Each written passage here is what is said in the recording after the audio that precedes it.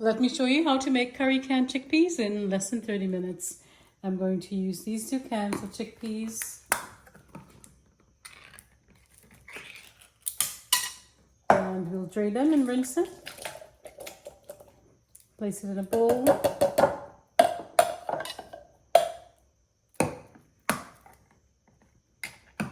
You can use canned chickpeas when you don't want the trouble of boiling it for hours and if you don't have the time. My husband just told me that he'll be here this evening, so I need to cook dinner and quickly.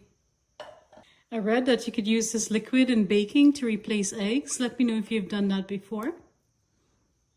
This is the new addition to my kitchen.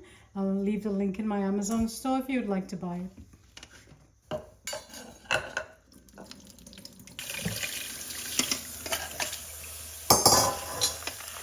I'll give it a rinse and then we'll get the pot started.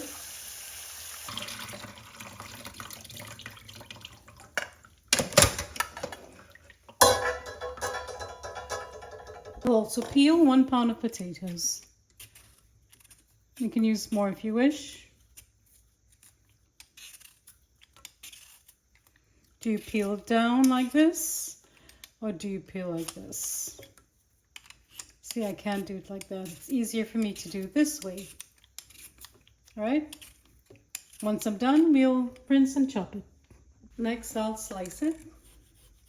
I added 2 more potatoes for a total of 1.5 pounds because my daughters are coming from college. So I'm going to cut it in quarters. Today's video is to demonstrate that even if you only have the most basic of ingredients, you can still make a very delicious meal in a short amount of time.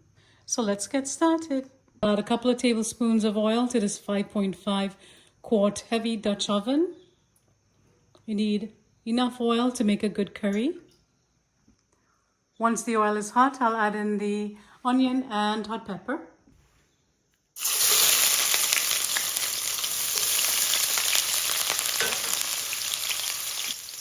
We'll cook until the edges are brown, about a minute or 2.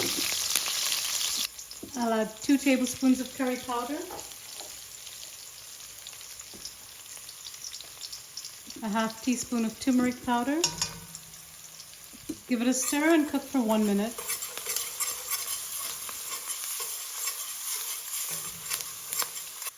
Add 2 tablespoons of green seasoning if you have. If you don't, you can skip it and use scallion.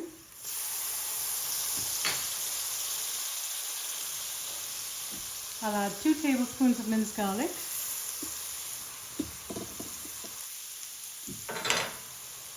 I'm adding some more hot pepper because it's Friday and it's comfort food day.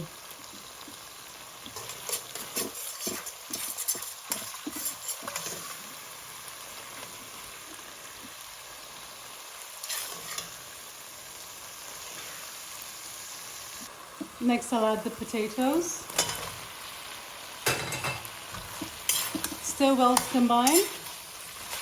And I'll cover and cook this until it's tender, about 10 minutes.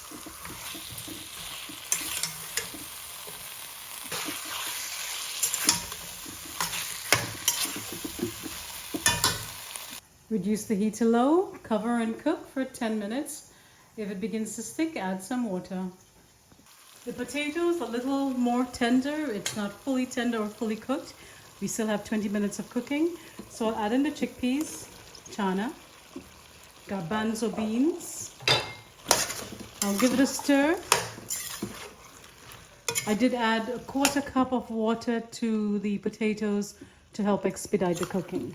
So then I'll give it a stir now. I'll add some more seasoning. I have 2 scallions, green onions or Trini chives, which I'll add. Green seasoning. If you don't have green seasoning, the scallions will work. And I just picked some thyme from the garden. That's optional as well. And I'll give it a stir. We need to add salt. Allowed it to cook for about 3 or 4 minutes to bunje. That's for the flavors to develop. Now I'll add some water. Start with 2 cups of water. Everything has softened. It's just to bring it all together now, allow the flavors to melt and for the sauce to thicken. Okay, taste at this point and add a little bit salt. I don't think it needs any more salt. You can also add ground roasted cumin, and if you have culantro or pimento pepper, you can add those flavorings as well. But I know it's very difficult to find, so we will keep it simple with just a scallion. You can also add cilantro instead of the scallion if you don't have. Any green herb in that family would work. Scallion, cilantro, parsley, and thyme. I'm raising the heat to medium to bring it to a bubble. Once it comes to a vigorous bubble, I will lower back the heat down to low and cook it for about 10 to 15 minutes, and then it's done. You can also add about a half to 1 teaspoon of ground roasted cumin. We'll add a nice hint of smokiness and flavor to your curry channa or channa curry, whatever you call it.